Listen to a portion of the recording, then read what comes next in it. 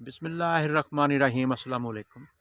देखो जिन्ना खेतों ਦੇ ਵਿੱਚ ਮੌਜੂਦ ਆ ਨਾ ਮੈਂ ਇੱਥੇ ਦੋ ਵੰਡਾਂ ਕਰਾਂਗਾ ਕਿ ਇਹ ਦੋ ਕੈਟੇਗਰੀਆਂ ਕਣਕ ਦੀਆਂ ਔਰ ਸਾਨੂੰ ਇਹ ਦੋਨੋਂ ਜਿਹੜੀਆਂ ਸਟੇਜਾਂ ਨਾ ਇਹਨਾਂ ਸਟੇਜਾਂ ਤੇ ਅਸੀਂ ਕਿੱਦਾਂ ਦਾ ਫਰਟੀਲਾਈਜ਼ਰ ਪਲਾਨ ਸੈੱਟ ਕਰੀਏ। ਦੇਖੋ ਅਸੀਂ ਇਸ ਤੋਂ ਪਹਿਲੇ ਫਾਸਫੋਰਸ ਦਿੱਤੀ ਬਿਜਾਈ ਵੇਲੇ, ਯੂਰੀਆ ਦਿੱਤਾ, ਜ਼ਿੰਕ ਦੇ ਲਈ, ਬੋਰਾਨ ਦੇ ਲਿਆ, ਲੇਕਿਨ ਹੁਣ ਸਾਨੂੰ ਕੀ ਕਰਨਾ ਚਾਹੀਦਾ? ਅਗਰ ਅਸੀਂ ਗੰਦਮ ਨੂੰ ਗਿਰਨ ਤੋਂ ਬਚਾਉਣਾ ਨਾ ਤੇ ਜਿਹੜੀ ਇਹ ਗੰਦਮ ਆ ਨਾ ਇਹ ਜਿਹੜੀ ਸਟੇਜ ਆ ਥੋੜ੍ਹੇ ਦਿਨਾਂ ਦੀ ਆ, 50-55 ਦਿਨ ਤੇ ਮੁਸ਼ਤਮਲ ਆ। ਇਹਨੂੰ ਅਸੀਂ ਕੈਨ ਗੁਆਰਾ ਫੀ ਬੋਰੀ ਇਸਤੇਮਾਲ ਕਰਕੇ ਇਹਦਾ ਕੱਦ ਵੀ ਅਸੀਂ ਅੱਛਾ ਕਰ ਲਾਂਗੇ ਔਰ ਇਹਨੂੰ ਅਸੀਂ ਗਿਰਨ ਤੋਂ ਵੀ ਬਚਾਵਾਂਗੇ। ਅਗਰ ਅਸੀਂ ਯੂਰੀਆ ਦਾ ਇਸਤੇਮਾਲ ਜ਼ਿਆਦਾ ਹੁਣ ਕਰਾਂਗੇ ਨਾ ਤੇ ਉਹਦੇ 'ਚ ਲਚਕ ਪੈਦਾ ਹੋ ਜਾਣੀ ਆ, ਬੇਹੰਗਮ ਗੰਦਮ ਵੱਧ ਜਾਏਗੀ, ਜਾਨ ਨਹੀਂ ਹੋਏਗੀ ਨਾੜ ਦੇ ਵਿੱਚ ਔਰ ਗੰਦਮ ਸਾਡੀ ਐਟੋਮੈਟਿਕਲੀ ਪਾਣੀ ਲੱਗਣ ਤੋਂ ਬਾਅਦ ਗਿਰ ਜਾਏਗੀ। ਤੇ ਜਿੱਥੇ ਆਮ ਤੇੜਾਂ ਤੂੜਾਂ ਜ਼ਮੀਨ 'ਚ ਪੈਂਦੀਆਂ ਵਾ, ਕਲਰਾਠੀਆਂ ਵਾ, ਉੱਥੇ ਤੇ ਰਹਿਣੀ ਨਹੀਂ ਨਾ।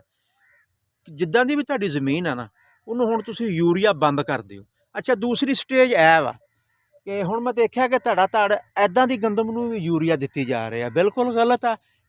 4500 ਰੁਪਏ ਦਾ ਬੈਗ ਆ ਯੂਰੀਆ ਦਾ ਤੇ 9000 ਰੁਪਏ ਦੀ 25 ਕਿਲੋ ਆ ਜਾਂਦੀ ਆ 2 ਕਿੱਲਿਆਂ ਦੀ, ਤੇ 12.5 ਕਿਲੋ ਅਗਰ ਅਸੀਂ ਤੋਲ ਕੇ ਇਹਨੂੰ ਪਾ ਦਿੰਨੇ ਆ ਨਾ ਕੰਡੇ ਦੇ ਨਾਲ ਤੇ ਉਹਦੇ ਪੈਸੇ ਵੀ 4500 ਰੁਪਈਆ ਹੀ ਬਣਦਾ।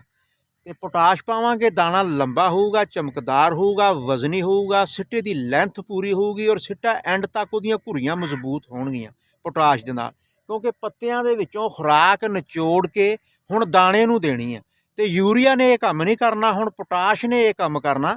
ਇਸ ਸਟੇਜ ਤੇ ਜਿਹੜੀ ਗੰਦਮ ਆ ਉਹਨੂੰ ਅਸੀਂ ਪੋਟਾਸ਼ ਦੇਣੀ ਹੈ ਔਰ ਇਸ ਸਟੇਜ ਤੇ ਸਾਡੀ ਜਿਹੜੀ ਗੰਦਮ ਆ ਉਹਨੂੰ ਅਸੀਂ ਕੈਨ ਗੁਆਰਾ ਦੇਣਾ, ਕਿਉਂਕਿ ਜ਼ਿੰਕ ਮੁਕੰਮਲ, ਬੋਰਾਨ ਮੁਕੰਮਲ, ਫਾਸਫੋਰਸ ਮੁਕੰਮਲ। ਹੁਣ ਇਹ ਦੋ ਚੀਜ਼ਾਂ ਜਿਹੜੀਆਂ ਦਸੀਆਂ ਨਾ ਇਹ ਧਿਆਨ 'ਚ ਲਿਆ ਕੇ ਤੁਸੀਂ ਇੱਕ ਅੱਛੀ ਔਰ ਭਰਪੂਰ ਪੈਦਾਵਾਰ ਲੈ ਸਕਦੇ।